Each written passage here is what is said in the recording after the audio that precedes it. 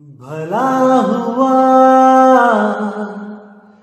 मेरी माला टूट गई, मैं राम भजन से छूटी। भला हुआ मेरी माला टूट गई, मैं राम भजन से छूटी।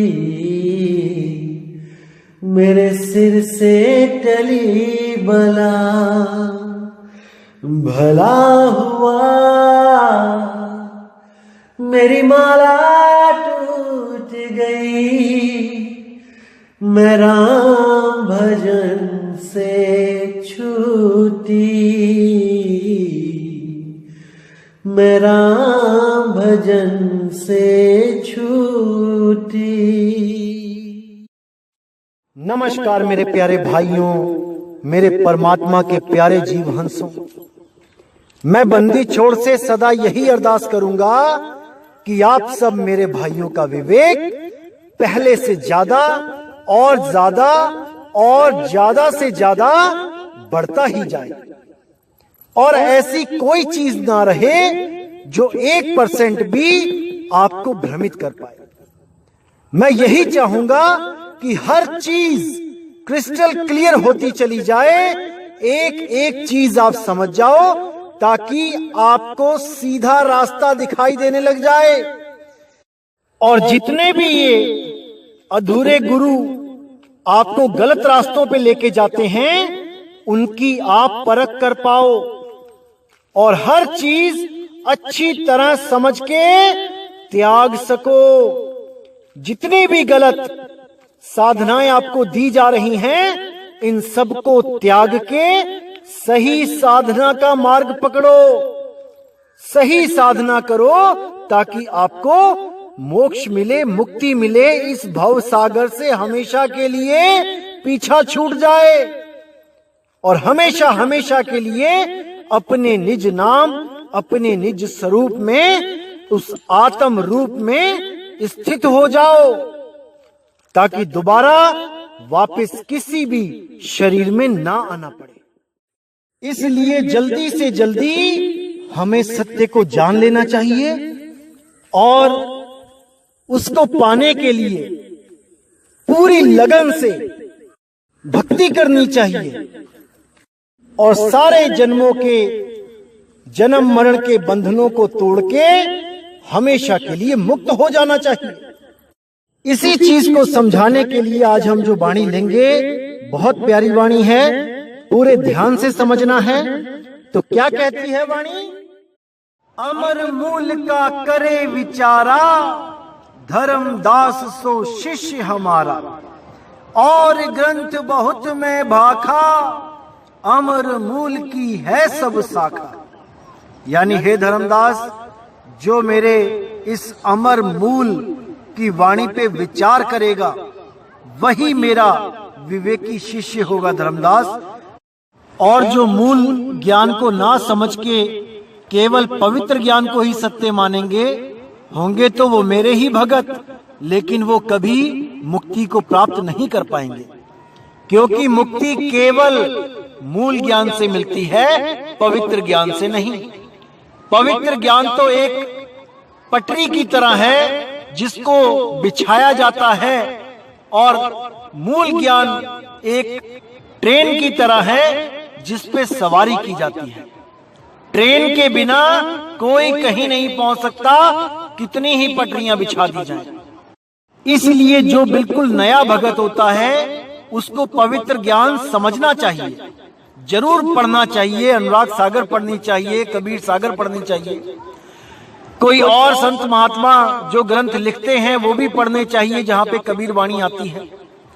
इसीलिए कई लोग मुझे कहते हैं, 12वें पंथ के शिष्य मैसेज भी आते हैं मुझे कई, कि हमने जब से आपका ज्ञान सुना है, हमारा मन उस 12वें पंथ की जो भक्ति विधि है, जो जोत जलाना है और देवी देवताओं के मंत्र जपने हैं, उसमें हमारा मन नहीं लगता।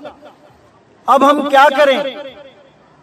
और अब हमारा मन पुस्तक सेवा में भी नहीं लगता। जो हम घर घर जाके पुस्तकें बांटते थे, अब मैं नहीं जाता वहां पुस्तक सेवा करने। तो मैं हमेशा उनको यही कहता हूं, मेरे भाई, ये सेवा छोड़नी नहीं है। पुस्तक सेवा करो, लेकिन ऐसे ग्रंथों की सेवा करो, ऐसे ग्रंथ बांटो जो परिवार में पढ़ने लायक हों, जो सभ्य भाषा में लिखे गए हों, और किसी को भी उन ग्रंथों से कोई आपत्ति ना हो। केवल तभी वो सेवा करना। अगर उन ग्रंथों में कुछ भी गलत लिखा है जो आपको अच्छा नहीं लग रहा, तो सामने वाले को भी नहीं लगेगा। लेकिन जो अच्छे ग्रंथ हैं उनकी सेवा जरूर करनी चाहिए। लोगों तक इन ग्रंथों को पहुंचाना चाहिए, कबीर साहब की वाणी को पहुंचाना चाहिए, ताकि जो बिल्कुल भी ABCD नहीं जानता अभी कबीर साहब की, वो कबीर साहब को जाने। वो सब संतों में शिरोमणि संत की वाणी को पहचाने। वो जाने कि जन्म मरण से मुक्ति क्या होती है, कैसे मिलती है, जरूर जाने। इसलिए मैं कभी किसी को भी पुस्तक सेवा से नहीं रोकता।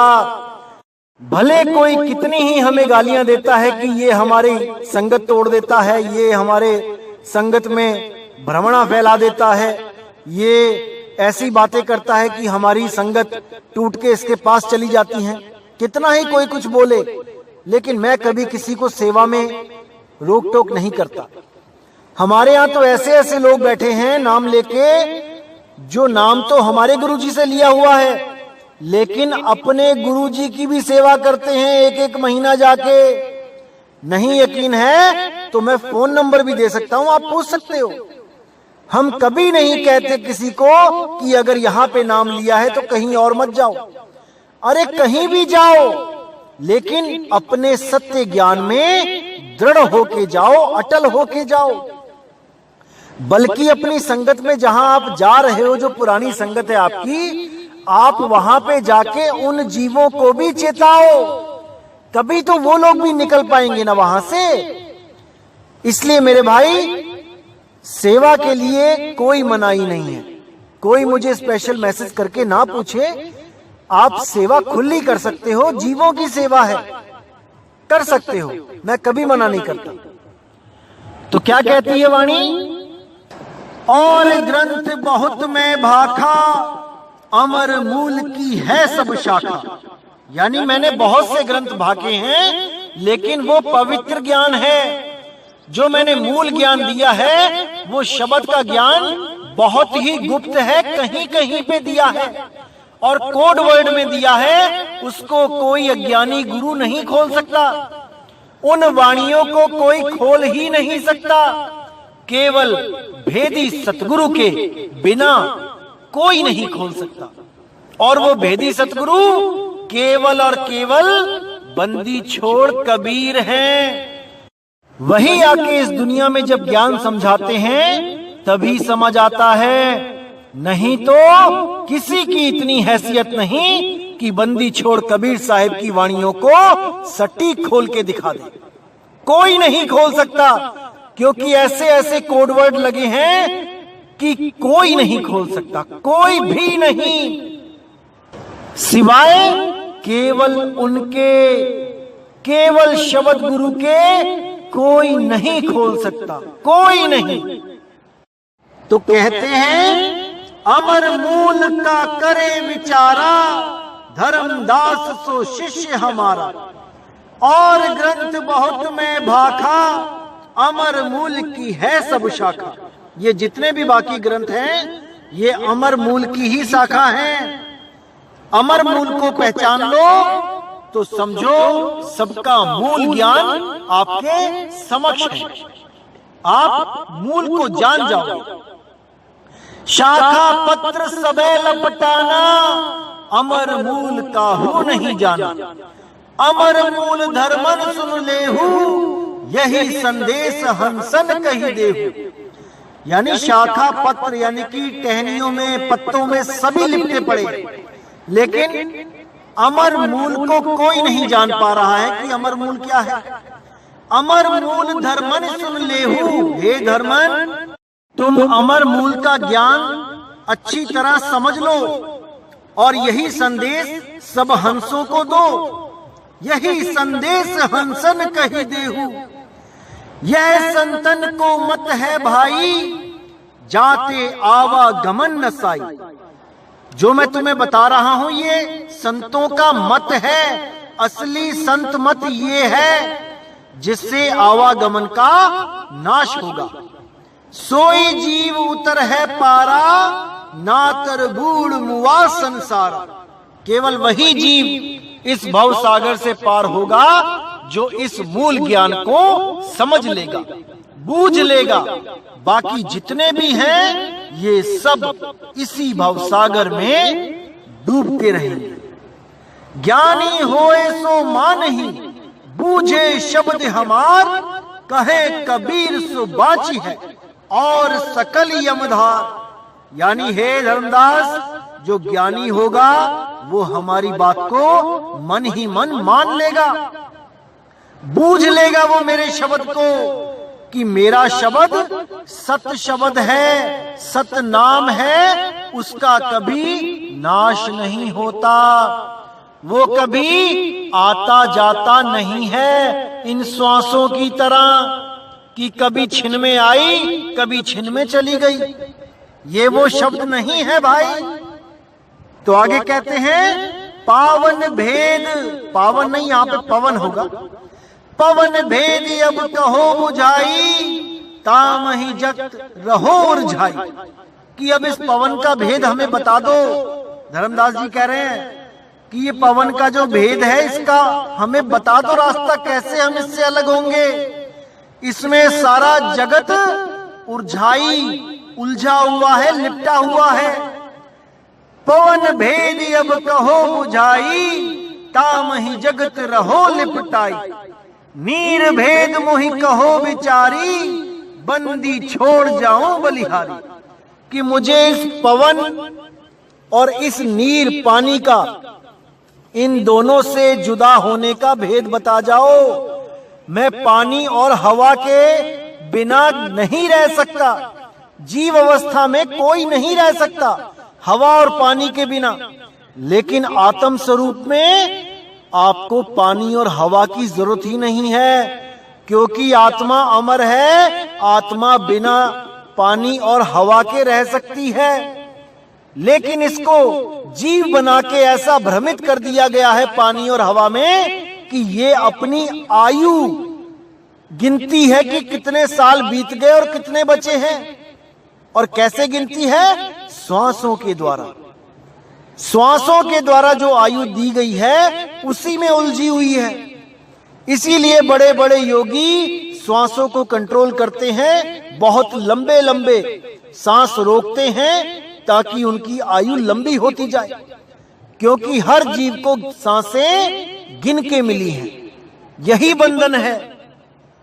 जिसकी उम्र अनंत है उसको सांसों में उलझा रखा है कि तेरी इतनी सांसें बची हैं, उसके बाद तू मर जाएगा। अरे कोई नहीं मरेगा, आप अजर अमर अविनाशी हो मेरे भाइयों, समझ जाओ इसको। ये केवल शरीर है जो मर रहा है, आप और हम नहीं मर सकते कभी। इसीलिए साहिब ने बोला, हम ना मरिब मरिब संसारा, हमको मिला जियावन हारा। यानी कि उस आत्म अवस्था में पहुंच के हम कभी नहीं मरेंगे, ये संसार सारा मर जाएगा। ये 5 तत्व खत्म हो जाएंगे, मन माया 3 गुण खत्म हो जाएंगे, लेकिन हम और आप कभी नहीं मरेंगे। लेकिन तब नहीं मरेंगे जब हम उस अवस्था को जान जाएंगे कि हम अमर अजर अविनाशी हैं। जब तक हम अपने आप को ये शरीर समझ रहे हैं, हम जन्मते और मरते ही रहेंगे। समझ जाओ मेरे भाइयों, इसको समझ जाओ। तो आगे कहते हैं सतगुरु वचन। कबीर साहब जवाब देते हैं, नीर पवन का भाखों लेखा, सुकृत घट में करो विवेका। हम टकसार ग्रंथ यक भाखा, नीर पवन ताही मां राखा। एही माही रहे लिपटाई, नीर पवन महा रहे भुलाई। यानी कि नीर पवन का भाखों लेखा। हे धर्मदास, मैं तुम्हें समझाता हूं कि इसका लेखा जोखा क्या है। इस नीर और पवन से कैसे छुटकारा पाया जा सकता है। नीर पवन का भाखो लेखा, सुकृत घट में करो विवेका। हे सुकृत, अपने घट में यानी अपने मन में विचार करो, विवेक लगाओ। जो मैं तुम्हें बता रहा हूं उसको अच्छी तरह समझो। हम टकसार ग्रंथ यक भाखा, नीर पवन ताही महराखा। यानी कि मैंने एक ऐसा ग्रंथ भाखा बताया है जिसमें नीर और पवन का सारा भेद है। उसमें मैंने हर चीज समझा रखी है, लेकिन कोड वर्ड में उसको कोई नहीं खोल सकता, कोई भी नहीं खोल सकता। केवल और केवल भेदी सतगुरु ही खोल सकते हैं, या केवल वो खोल सकता है जिसको बंदी छोड़ने चुन लिया है, लोगों का कल्याण करने के लिए। तो आगे कहते हैं, एही माही रहे लिपटाई, नीर पवन महा रहे भुलाई। यानी इसी में सारा जगत लिपटा रहता है, इसी नीर और पवन में सारे भूले रहते हैं, भुलाए रहते हैं। कोई भी इससे अलग नहीं हो सकता। अभी जितने भी ये खिलाफ बोलने वाले हैं या जितने भी ये श्वासों का जाप करने वाले हैं, ये सब इसलिए बोल रहे हैं क्योंकि अभी इन्हें पता नहीं कि जिस दिन इनकी सांसें खत्म हो गई, एक सांस के लिए भी ये तरसते रहेंगे, तरसते फिरेंगे। कोई इनको एक सांस नहीं दे पाएगा। एक सांस के लिए इनकी हालत खराब हो जाएगी। अगर नहीं यकीन है तो अभी सांस रोक के देखो, 2 मिनट के लिए, 2 मिनट के लिए सांस रोक के देखो। आपको सांसों की वैल्यू पता लग जाएगी कि क्या होती है सांसों की वैल्यू। ऐसा लिपटा दिया गया है श्वासों से इस जीव को कि बिना श्वासों के इसकी हालत खराब हो जाती है। जो लोग पानी में गिर जाते हैं, सांस नहीं ले पाते हैं, उनसे पूछो कि कैसा अनुभव हुआ था। इसीलिए कहता हूं, जब अंत घड़ी आएगी तब केवल गुरु का ज्ञान काम आएगा। तब आपको पता लगेगा कि सूरत कहां रखनी है।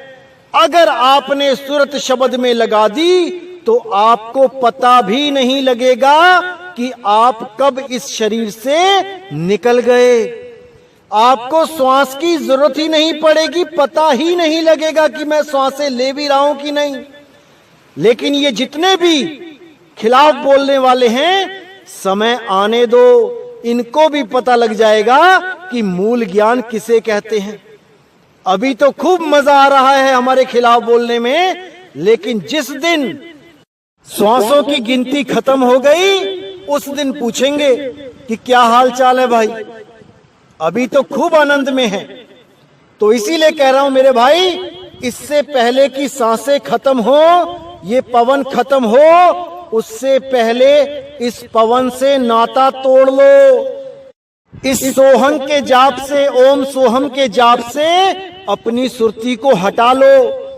अगर ये सुरती श्वासों में लगी रही तो मेरे भाई ये कभी मुक्त नहीं हो पाएगी, ये कभी मुक्त नहीं हो पाएगी। इसको शब्द से जोड़ो, उस शब्द से जोड़ो जिसका कभी अंत नहीं होता। अरे ये श्वासें तो गिन के मिली हैं मेरे भाई, अंत हो जाएगा। समझ जाओ मेरे भाई, इसको समझ जाओ। और जो लोग कुछ स्वयंभू आत्मज्ञानियों के चक्कर में आके साधना से विमुख हो जाते हैं, उनको भी मैं बता दूं भाई, ये साइको बंदे हैं, ये मानसिक रोगी हैं, ये आपको ले डूबेंगे। इनके चक्कर में मत आओ। अभी थोड़े दिनों में इनकी मैं एक ऐसी वीडियो बनाने वाला हूं कि आपको एक एक चीज समझ में आ जाएगी कि ये कितने पानी में हैं। इन लोगों ने केवल खिचड़ी ज्ञान परोस दिया है। थोड़ा सा उधर से ले, थोड़ा सा उधर से ले, थोड़ा सा उधर से ले, और अपनी डिश बना के तैयार कर दी है। बिल्कुल चिंता ना करें मेरे भाई, आने वाले सत्संग में ऐसा खुलासा किया जाएगा इनका कि आप एक एक चीज समझ जाओगे कि कैसे भ्रमित करते हैं ये लोग दुनिया को। बिल्कुल समझोगे परमात्मा की दया जरूर होगी। तो साहिब कहते हैं, एही माही रहे लिपटाई, नीर पवन मां रहे भुलाई। ये सूरत हमेशा इसी नीर और पवन में लिपटाई रहती है, भुलाई रहती है। नीर पवन की उत्पत्ति कहे कबीर विचार, जो निज शब्द समावही सोई हंस हमार। यानी जो इस नीर और पवन की उत्पत्ति को जानता है, केवल वही आपको इस नीर और पवन से अलग कर सकता है। कहे कबीर विचार, कबीर साहब विचार करके बता रहे हैं, जो निज शब्द समावही सोई हंस हमार। इस सोहंग सोहंग को छोड़ के, इस ओम सोहंग को छोड़ के, इस कोहंग वो हम को छोड़ के, इन श्वासों के अजपा जाप को छोड़ के, जो निज शब्द को जान लेता है, जो निज शब्द में समा जाता है, सोई हंस हमार। केवल वो ही मेरा निज हंस है, बाकी सब काल के ही जाल में उलझे रह जाते हैं। तो साहिब कहते हैं, सार शब्द में कीन नवेरा, नहीं माने सो जम को चेरा। गर्भवास जन्म सो धरई, जो यह लेखा बाहर पर। कितना क्लियर बता दिया साहिब ने कि सार शब्द में कीन नवेरा, मैंने सार शब्द का निबेड़ा कर दिया है। अभी भी अगर कोई ना जाने ना माने तो मेरे भाई वो जम को चेरा। नहीं माने सो जम को चेरा, वो जम का ही चेला है, वो काल का ही दूत है। गर्भवास जन्म सो धरई, जो यह लेखा बाहर पड़े। गर्भ में वही जन्म लेगा जो मेरे इस लेखे से बाहर जाएगा, यानी मेरे इस कहने से जो बाहर चला जाएगा। जो निज नाम, सार नाम, अखंड नाम, अबोल नाम, अडोल नाम का सिमरण नहीं करेगा, वो मेरे लेखे से बाहर है। वो गर्भ में जाएगा ही जाएगा, कोई नहीं रोक सकता उसको, कोई नहीं। तो इसीलिए मेरे भाइयों, केवल और केवल सार शब्द का सिमरण करना है। ये जाप अजपा अनहद को त्याग देना है। अरे जाप मरे अजपा मरे, अनहद भी मर जाए, सुरत समाए शब्द में वाको काल न खाए। इस सुरती को केवल और केवल शब्द में रखना है, तभी हम काल जाल से बच सकते हैं। नहीं तो सब के सब यहीं आते जाएंगे, मरते जाएंगे, जन्मते जाएंगे। तो मेरे भाई, इस बात को अच्छी तरह गांठ बांध लो कि बिना गुरु के मुक्ति नहीं होती है, बिना गुरु के शब्द का भेद नहीं मिलता है। ग्रंथों में केवल नाम लिखा मिल सकता है कोड वर्ड में, उसको खोल नहीं सकते। ग्रंथ खोलने के लिए एक जीवित भेदी गुरु की जरूरत पड़ती है, तभी आपका काम बनेगा। अन्यथा आप भी बाकी जानवरों की तरह जैसे दुनिया में आए वैसे ही अपना जन्म भोग के वापस चले जाओगे। कोई फायदा नहीं होगा आपके इंसान होने का अगर आपने सार शब्द का भेद नहीं प्राप्त किया।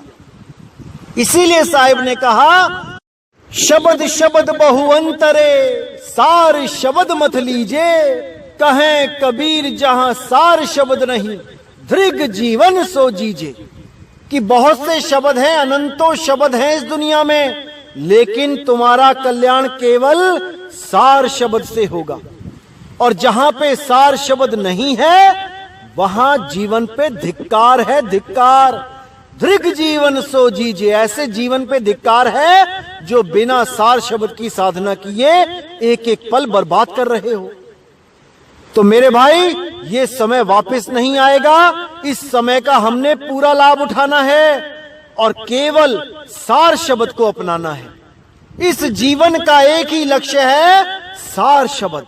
उसके बिना कुछ नहीं, कुछ नहीं, मिट्टी की ढेरी है, ढह जाएगी।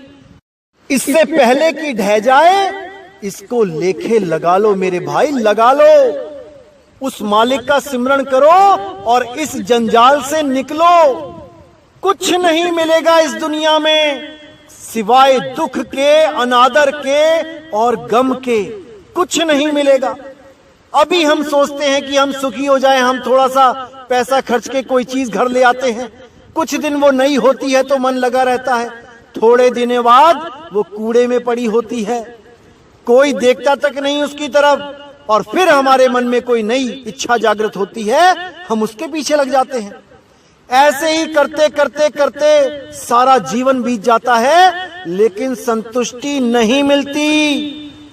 उस संतुष्टि ना मिलने का कारण केवल एक है, वो है परमात्मा। जब आपको परमात्मा का अनुभव हो गया, परमात्मा का साक्षात्कार हो गया, उसके बाद आपकी तृष्णा सदा सदा के लिए खत्म हो जाती है मेरे भाई। उसके बाद आपको कुछ नहीं चाहिए होता। जो वो दे देता है वही सिर मत्थे लगा के भोग लेते हैं। कभी डिमांड नहीं करते कि मुझे ये मिल जाए, मुझे वो मिल जाए, कुछ नहीं, कुछ नहीं। तो मेरे भाई, जैसा मालिक ने आपको रखा है उस अवस्था में रहो। मैं ये नहीं कहता पैसे ना कमाओ, कमाओ, तरक्की करो, लेकिन सब कुछ पैसे को ही मत समझ लो, सब कुछ घर बार को, रिश्तेदारियों को ही मत समझ लो। आप यहाँ पे पैसे इकट्ठे करने नहीं आए हो, आप यहाँ पे घर बार बनाने, बिल्डिंगें खड़ी करने नहीं आए हो, आप यहाँ पे बड़े बड़े रिश्ते बनाने नहीं आए हो, आप यहाँ केवल मुक्ति प्राप्त करने आए हो। इसीलिए आपको इंसान जन्म मिला है मेरे भाई। इसको लेके लगा लो, गुरु की भक्ति करो, गुरु की शरण में आओ और अपना कल्याण करो। इससे पहले कि काल दाव खेल जाए, उसके सारे दाव पे जान के उसको मात देने वाला दाव जान लो, वही काम आएगा, अन्यथा कोई गुरु काम नहीं आएगा। केवल वो दाव जानना है जिससे काल को खत्म करना है, काल को हराना है। इसीलिए साहिब ने बोला, गुरु गुरु में भेद है, गुरु गुरु में भाव, सोई गुरु नित बंदिए, जो शब्द बतावे दाव। जो सार शब्द उस दाव का लखाव कर दे, वही गुरु सतगुरु है। बाकी जितने गुरु हैं ये केवल नाम के गुरु हैं, काम के नहीं मेरे भाई, काम के नहीं। तो इसलिए अपने जीवन का कल्याण करो, सतगुरु की खोज करो। और जो गुरु सोहंग से तुम्हारी सूरत को लगा देते हैं, उनसे जल्दी से जल्दी दूर हो जाओ, उनको जल्दी से जल्दी त्याग दो। इस श्वासों के जाल को तोड़ने के लिए, इस सूरत को सोहंग से अलग करने के लिए साहिब ने वाणी में साफ बोला कि सोई संत सतगुरु सुखदासा, अजर पुरुष जहां अजर प्रकाशा, अनंत कोटि जाको पार न पावे, को अस दूसरे गुरु कहावे। हम तुम नारी पुरुष सब माही, जहां है सोहंग हम तहां नहीं। बिल्कुल साफ क्लियर कर दिया साहिब ने कि जहां पे भी सोहंग का जाप होगा, वहां मैं नहीं मिलूंगा, वहां मैं होऊंगा ही नहीं। क्योंकि जहां मैं होऊंगा, वहां पे सोहंग पे विचार करवाया जाएगा कि सोहंग क्या है, किस अवस्था को सोहंग अवस्था कहा जाता है। ओ हम सोहम तत्व विचारा, बंक नाल में किया संभारा। उस पे विचार करना है मेरे भाई, जपना नहीं है। इसको समझ लो मेरे भाई, समझ लो। और जो लोग सोहंग सोहंग जपते हैं, उनके लिए साहिब ने साफ बोला, जो जन होंगे जोहरी, रत्न लेंगे बिलगाए, सोहंग सोहंग जपी मुआ, मिथ्या जन्म गवाए।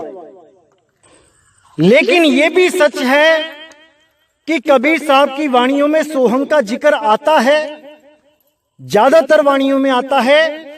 लेकिन जिसके पास सोहंग का भेद नहीं होता, वो गलती से इसके जाप में फंस जाते हैं। कैसे फंस जाते हैं मैं आपको बताता हूं। एक वाणी है कबीर सागर सुमिरन बोध में, पेज नंबर 16 पे, सोहम शब्द निज सांच है, जपो अजपा जाप, कहें कबीर धर्मदास से, देखो अगम अगाध। अब इस वाणी को पढ़ के कोई भी ये समझ लेगा, कोई भी ये सोच लेगा कि कबीर साहब कह रहे हैं कि सोहंग ही निज सांच है, यानी कि वो निज मंत्र है, वो सच्चा मंत्र है, और उसी को अजपा जाप को जपने के लिए बोला जा रहा है, श्वासों के अजपा जाप को। बिल्कुल नहीं मेरे भाई, बिल्कुल नहीं। इसकी गहराई में जाओ, इसके भावों को पकड़ो, 1 मिनट लगेगा सत्य तक पहुंचने में, लेकिन भेदी गुरु होगा तभी पहुंचा पाएगा, अन्यथा सबके सब सोहंग सोहंग जपने लग जाएंगे। तो वाणी की गहराई में चलते हैं। क्या कहती है वाणी?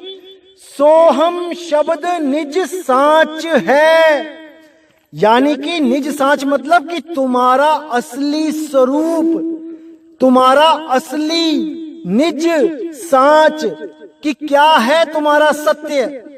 क्या तुम शरीर हो? क्या तुम 5 तत्वों से निर्मित शरीर हो? कौन कौन से 5 तत्व हैं? क्या तुम मिट्टी हो? क्या तुम पानी हो? क्या तुम अग्नि हो? क्या तुम ये हवा हो, ये श्वास हो? क्या तुम आकाश हो? क्या तुम इन 5 में से कुछ हो? अगर तुम इन 5 में से कुछ नहीं हो तो तुम्हारा निज सांच क्या है? क्या तुम मन हो? क्या तुम माया हो? नहीं मेरे भाई, नहीं। इन 7 में से तुम कुछ भी नहीं हो। क्या तुम त्रिगुण हो? सतोगुण, रजोगुण, तमोगुण? नहीं मेरे भाई, नहीं। इन 10 में से तुम कुछ नहीं हो। अब तुम क्या हो, बस ये जानो। तो ना तुम मिट्टी हो, पानी हो, अग्नि हो, आकाश हो, ना वायु हो, सोहंग वायु नहीं हो। ये जो सांस आ रही है, जा रही है, ये वायु तत्व है, और तुम वायु नहीं हो, नहीं हो, नहीं हो। तो फिर ये सोहंग क्या है? इस पे विचार करो।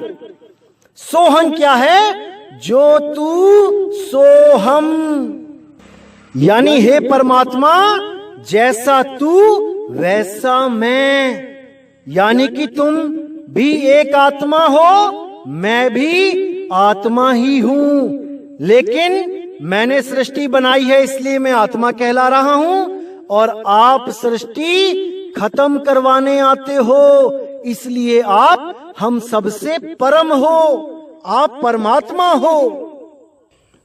तो जब परमात्मा श्वास नहीं है तो तुम श्वास कैसे हो सकते हो? कैसे हो सकते हो? लेकिन तुम्हारी सूरत श्वासों में रमी हुई है, इसलिए बोला जाता है कि श्वासा मध्य सार है। तुम्हारी सूरत भी सार ही है, वो भी कभी खत्म नहीं होगी, वो भी कभी अंत नहीं होगा उसका।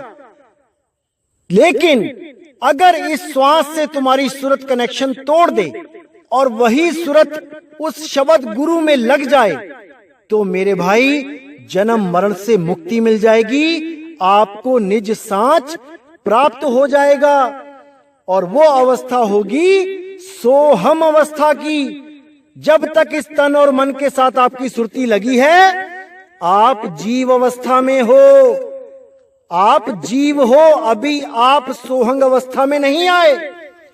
सोहम अवस्था को प्राप्त करने के लिए आपको तन और मन दोनों से हटना पड़ेगा और उस शब्द का सिमरन करना पड़ेगा।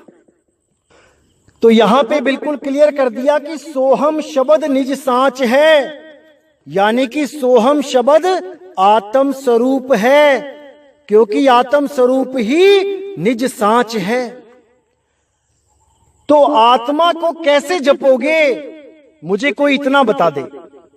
जब सोहम शब्द निज सांच है, यानी सोहम शब्द आत्म स्वरूप है, तो आत्मा को कैसे जपोगे? वो तो शब्दों में है ही नहीं, इसीलिए यहां पे उसको अजप्पा बोला है। अजप्पा यानी कि जिसको जपा ना जा सके, लेकिन साथ में जपा भी लिखा है। यहां पे जपा का क्या भाव है कि उसको याद करो, सिमरन करो, स्मरण करो।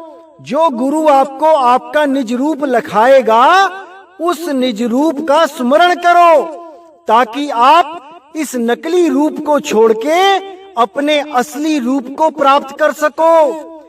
तभी आप इन 5 तत्व, 25 प्रकृति, 3 गुण, मन, माया से अलग अपने निज स्वरूप में पहुंचोगे। तो सोहम शब्द निज साच है। सिमरन करो उस अजपा रूप का। कहें कबीर धर्मदास से, देखो अगम अगाध, फिर तुम उस अगम अगाध अवस्था को पहुंच जाओगे। उस अवस्था में ऐसे रम जाओगे कि इस देह की जरूरत ही नहीं रहेगी। जब देह से न्यारे ही हो जाओगे तो देह की जरूरत कभी पड़ेगी ही नहीं। तो इस तरह हमेशा हमेशा के लिए आप देह से न्यारे हो जाओगे। इसी को जन्म मरण से मुक्ति कहते हैं। इसी निज साच को प्राप्त करने के लिए ही हम गुरु धारण करते हैं, हम संतों की शरण में जाते हैं। लेकिन ये अधूरे गुरु हमें सोहंग सोहंग जपवा देते हैं। यही इन लोगों का दोष है और यही इन लोगों को नरकों में लेके जाता है। मैं आपको आने वाली ऑडियोज में बताऊंगा कि इन गुरुओं का क्या हाल होता है, कैसे ये लोग नरकों में, कढ़ाओं में तले जाते हैं, क्योंकि इतने लाखों जीवों का सत्यानाश कर देते हैं, उनका जन्म बर्बाद कर देते हैं। तो परमात्मा इनको भी कभी नहीं बचाता। केवल कुछ धन के लालच में, कुछ मान अभिमान के लालच में, कोई ऊंची ऊंची पदवियों के लालच में, ये सब इसी लालच में खुद तो उलझे ही रहते हैं और मोहरा बना लेते हैं आप सबको। आप सबके द्वारा ये महान कहलाते हैं, ये राजा महाराजा कहलाते हैं। एक बाबा तो ऐसा है हमारे भारत में जिसको इंग्लैंड में लोग कहते हैं कि he is the king of India. नाम नहीं बोलूंगा, लेकिन उनकी संगत अच्छी तरह समझती है मैं किसके बारे में बोल रहा हूं। ये लोग राजे महाराजे कहलाते हैं भारतवर्ष के, सतगुरु नहीं है ये लोग। समझ जाओ मेरे भाइयों, इसको समझ जाओ, तभी कल्याण होगा, तभी जन्म मरण से मुक्ति होगी, जब हम इन राजाओं महाराजाओं के चक्कर से बाहर आएंगे। 150, 500, 1000 किले में तो इनके छोटे छोटे आश्रम हैं, और जो बड़े बड़े आश्रम हैं उनकी तो गिनती भूल जाओ। उसके बाद गरीबों के लिए वही रूखी सूखी दाल रोटी लंगर वाली, और अमीरों के लिए बड़े बड़े कैफे खोल रखे हैं, भोजन भंडार खोल रखे हैं, स्नैक बार खोल रखे हैं। अमीरों के लिए, एनआरआई लोगों के लिए बढ़िया बढ़िया हॉस्टल रहने के लिए, रात गुजारने के लिए बढ़िया बढ़िया पलंग गद्देदार, और जो बेचारी गरीब जनता है उनके लिए खुली शेड बना रखी है। रातों में ठिठुरते रहते हैं बेचारे। अरे मेरे भाई, जब परमात्मा ने कभी भेदभाव नहीं किया गरीब और अमीर में, तो तुम लोग कैसे भेदभाव कर सकते हो, वो भी सतगुरु बनके। शर्म आनी चाहिए, शर्म। परमात्मा का नाम लेके पहले भीड़ इकट्ठी करो, फिर उनमें गरीबी और अमीरी की दरार डाल दो। यही सीखा है क्या संतों से? यही शिक्षा मिली थी क्या कि गरीब का बच्चा बेचारा देखता रहे अमीर के बच्चे की मुंह की तरफ? वो तो पिज्जा बर्गर छोले भटूरे खा रहा है अमीर का लड़का, और गरीब का लड़का बेचारा उसका मुंह देख रहा है। आखिर क्यों? क्योंकि उसके गुरु को अरबों खरबों की जो डोनेशन मिल रही है, जो चढ़ावा चढ़ रहा है, वो पैसा उसको जमीन खरीदने में ज्यादा अच्छा लग रहा है। जमीनें खरीद के बड़े बड़े आश्रम बनाने में उसका मन लगा हुआ है। वो पैसा वो अपनी संगत में एक दिन भी फ्री नहीं खिला सकता, स्नैक बार में एक दिन भी छुट्टी नहीं दे सकता कि आज के दिन केवल गरीब संगत आके यहां पे वो चीजें खाएगी जो वो नहीं खा सकते हैं गरीबी के कारण, बिना पैसों के वो नहीं खा सकते हैं। आज वो लोग यहां पे आके खाएंगे और आज अमीर उनकी सेवा करेंगे, अमीर उनके बर्तन धोएंगे। ऐसी कोई प्रथा किसी गुरु ने नहीं चलाई। सबके सब धंधे बना रखे हैं। दुनिया भर का पैसा आता है, उठा के जमीनें खरीदते रहो, उठा के सत्संग घर बनाते रहो। अरे ये पैसा वो अपनी मेहनत से दे रहे हैं, उसको संगत पे ही लगाओ, ना कि जमीनें खरीद के अपने आप को टॉप 10 करोड़पति अरबपति गुरुओं में शामिल करना टारगेट है यहां पे। समझ जाओ इस बात को, कहीं देर ना हो जाए, क्योंकि परमात्मा सबका लेखा जोखा रखेगा, हर चीज नापी तोली जाएगी। कोई इस गलत फहमी में ना रहे कि मैं तो गुरु गद्दी पे बैठ गया हूं तो मेरा हिसाब किताब खत्म। ऐसा नहीं है मेरे भाई। एक डाल दो पंछी बैठे, एक गुरु एक चेला, गुरु की करनी गुरु भरेगा, चेले की करनी चेला। तो गुरु को भी समझना है कि उसका फर्ज क्या है, इस दुनिया में वो क्यों आया है। यहां पे बिल्डिंगें खड़ी करने नहीं आया है, यहां संगत की सेवा करने आया है, उनको सही रास्ता दिखा के यहां से निकालने आया है। तो ये काम करो मेरे भाई, उस गलत रास्ते पे मत चलो। परमात्मा केवल अमीरों में नहीं रहता कि अमीरों की सेवा करने से ही परमात्मा खुश हो रहा है। परमात्मा गरीबों में भी निवास करता है भाई, उनकी भी सेवा करनी चाहिए। सारा घर बार छोड़ के सबसे ज्यादा गरीब ही सेवा करने के लिए आते हैं इन गुरुओं की। और ये गुरु क्या करते हैं उन गरीबों के साथ? केवल लंगर की एक सूखी रोटी और दाल खिला के उनको भेज देते हैं। पूरा पूरा दिन ये गरीब काम करते हैं, टोकरी ढोते हैं वहां पे गुरु की सेवा में। एक एक बंदे से 500-500 रुपए दिहाड़ी के हिसाब से इन गुरुओं को फायदा होता है। और क्या देते हैं ये गुरु? केवल एक लंगर की रोटी। और अमीरों को बढ़िया बढ़िया आलीशान गद्दों वाले सेज, बढ़िया बढ़िया हॉस्टल रहने के लिए बढ़िया बढ़िया खाना देते हैं, क्योंकि वहां से इनको डॉलर मिलते हैं। उन एनआरआई लोगों से इनको पाउंड मिलते हैं, दीनार मिलते हैं। ऐसा भेदभाव का घटिया खेल चलता है इन आश्रमों में कि मैं क्या बताऊं। अरे जब हम किसी को सम नजर, एक नजर से देख ही नहीं पा रहे, तो परमात्मा हमें कैसे उस नजर से देखेगा? इसीलिए नानक साहब ने बोला, गल्ली जोग न होई, एक दृष्टि कर समसर जाने, जोगी कहिए सोई। जो सारी दुनिया के इंसानों को एक दृष्टि से देखता है, कोई गरीब अमीर का फर्क नहीं करता, कोई काले गोरे का फर्क नहीं करता, वही जोगी है सही मायनों में, क्योंकि उसको घट घट में राम दिखाई दे रहा है। किससे भेदभाव करे? क्या राम अमीर और गरीब का अलग अलग है कि कोई गरीब आ गया तो वो गरीब राम है, कोई अमीर आ गया तो वो अमीर राम है? गरीब राम को हमने बाहर ही खड़े कर देना है, अमीर राम के लिए हमने सोफे लगा देने हैं। ये सब भेदभाव का खेल बंद कर दो अध्यात्म में मेरे भाई, बंद कर दो। हम सब एक मालिक के बच्चे हैं, हम सब समान हैं, हम सब एक हैं। साहिब बंदगी। तो इसी के साथ मैं आज का सत्संग समाप्त करता हूं, और मैं पूरी उम्मीद करता हूं कि आप सब मेरे भाई अब हर एक एक चीज को समझने लग गए हैं और पूरा विवेक लगा के एक मालिक के सच्चे हंस बन चुके हैं। और जितने भी ये कालदूत हैं, ये भ्रमित करने वाले लोग हैं जो आपको भ्रमित कर रहे हैं, अब आप इनको भी जवाब देने लायक हो चुके हैं। इनको भी आप समझा सकते हैं कहां पे ये गलती करते हैं, इनको आप सुधार सकते हैं। अभी ये आपका फर्ज बन चुका है, क्योंकि आप भी ज्ञान समझ चुके हैं। जब एक दीप से दूसरा दीप जल जाता है, तो दूसरे दीप का भी फर्ज होता है कि अंधेरे को खत्म करे। ये जितने भी लोग हमारे खिलाफ जो चैनल बनाते हैं, जहां पर भी वो गलत बताते हैं, आप उनको सही करो, उनको समझाओ कहां पे वो गलती कर रहे हैं, तभी तो वो समझेंगे ना मेरे भाई।